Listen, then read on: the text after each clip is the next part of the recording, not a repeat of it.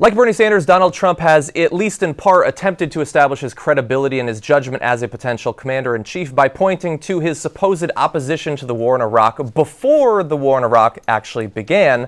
But unlike Bernie Sanders, he can't actually point to a speech and a vote against the war in Iraq, which Bernie Sanders did do, again, before the war actually began. And so he says there's evidence, but he has not been able to produce any evidence. And unfortunately for him, as of the town hall that was conducted last night, some evidence as to his position on the war in Iraq has actually come about, an interview with Howard Stern, but it's not going to reinforce his position. Let's watch.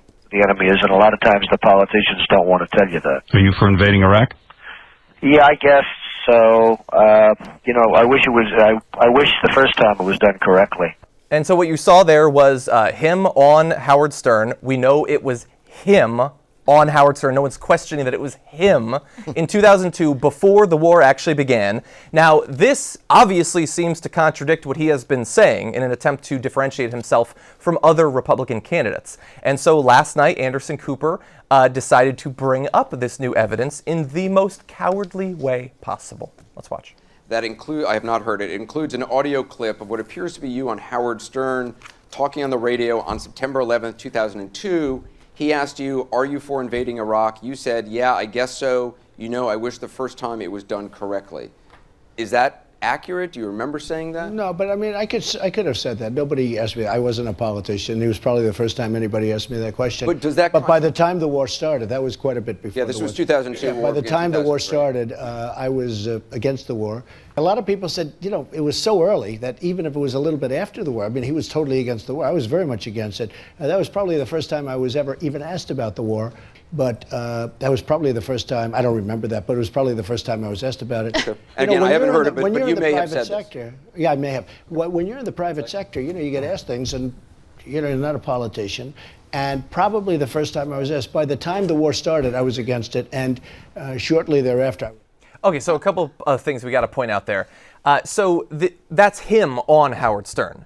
Everybody knows it's him. So Anderson Cooper says, it appears to be you, I haven't actually listened to it. Like, he wouldn't even expose himself to the information so that he would have plausible deniability to say that it was not actually him.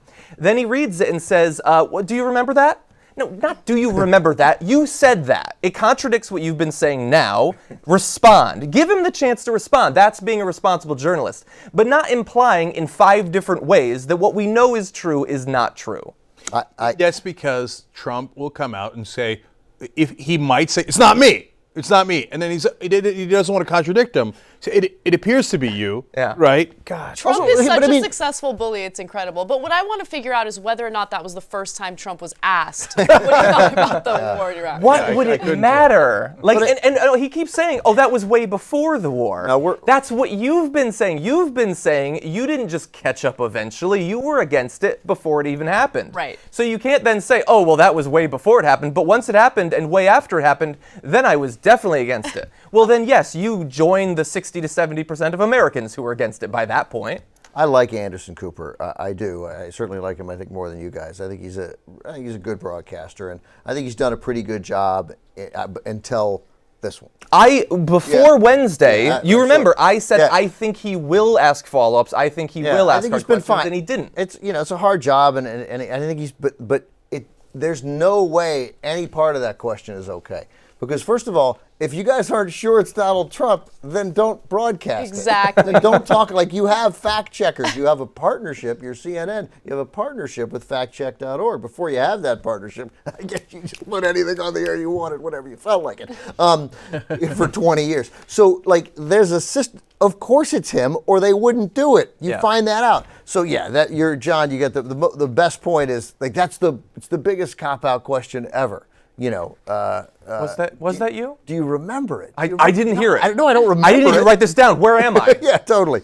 But guys, let's be fair. He was in the private sector. Yeah, it was in the private sector. What difference is people ask you things all the time. Yeah. That's the point he's making. I didn't have to be a politician. I knew it was wrong. Right. Oh, well, you can't say I was wrong to support it. I wasn't a politician. By the way, it's the exact opposite. Technically, now he's still in the private sector, so I guess he can continue to say whatever he he wants. can say whatever. He can be wrong all he likes. Yeah, and we do know this, though. The first time you're asked a question, you can say whatever the hell you want, because it doesn't count.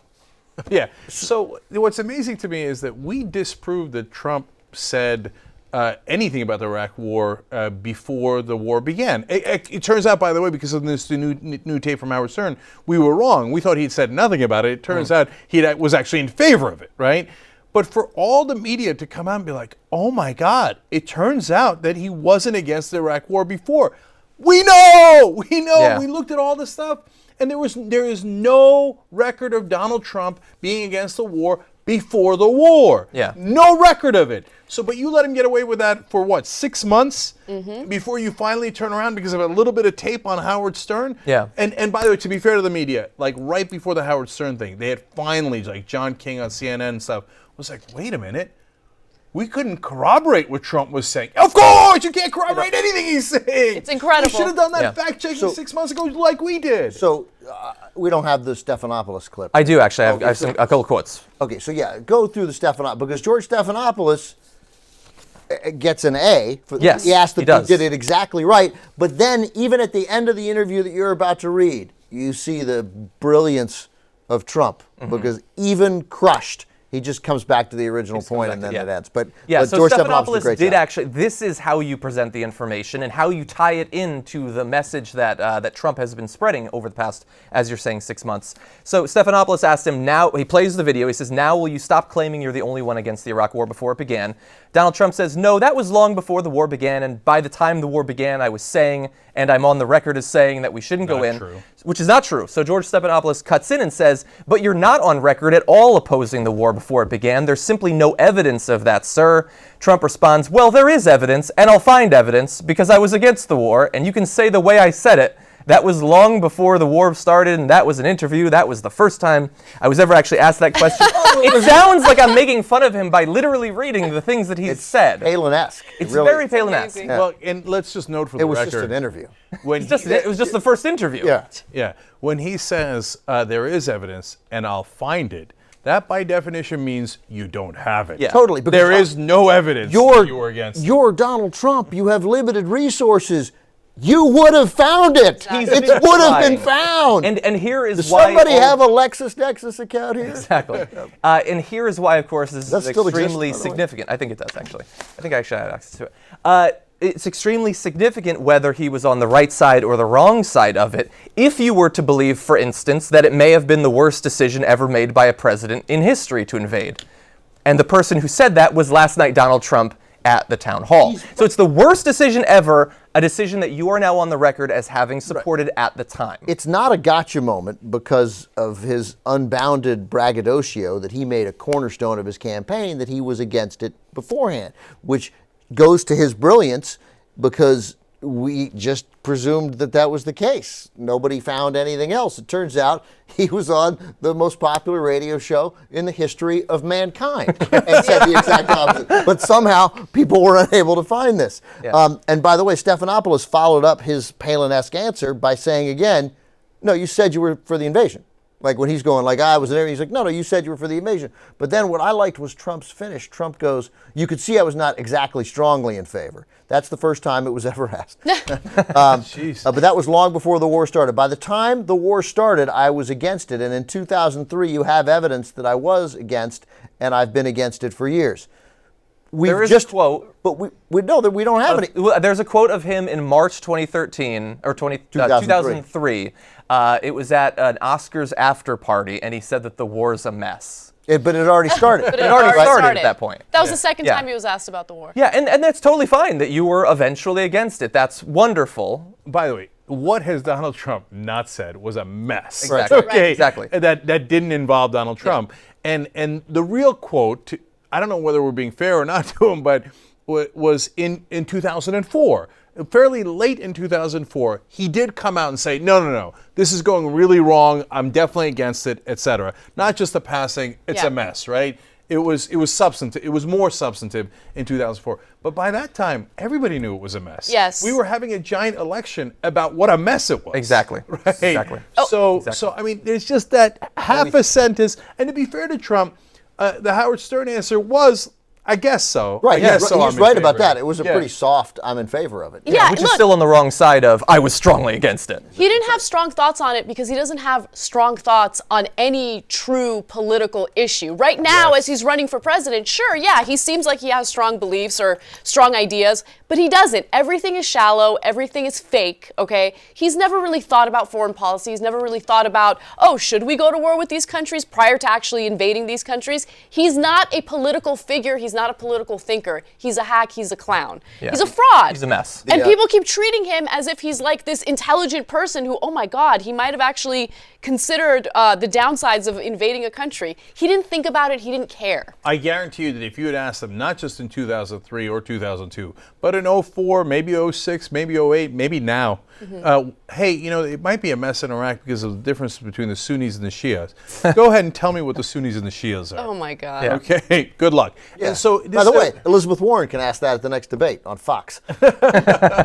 okay, and this is a very important distinction, guys. Part of the reason that he's successful so far is that he's said, I'm not a politician, right? People hate politicians, that's working. But don't confuse the two things, right? Politicians are run for office, often lie and are greasy and et cetera, and that's the stuff we don't like, right? But then when they get into office, they're supposed to do policy, and hence it's very important for them to know policy. So yes, Donald Trump is not a politician, like he's never run for office before. I guess you give him credit for that, although he lies like a politician, so I don't know how much credit we're supposed to give him.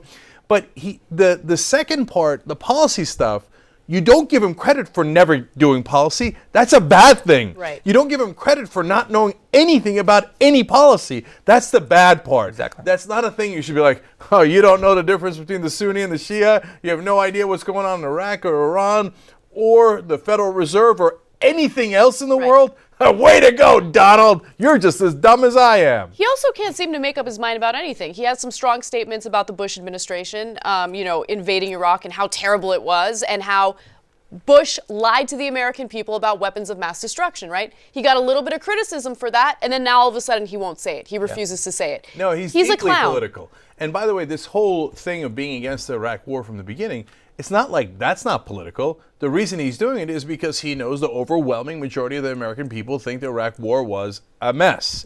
Right now, only about 20% thought we should have gone in there. So he's taking the side of 80%.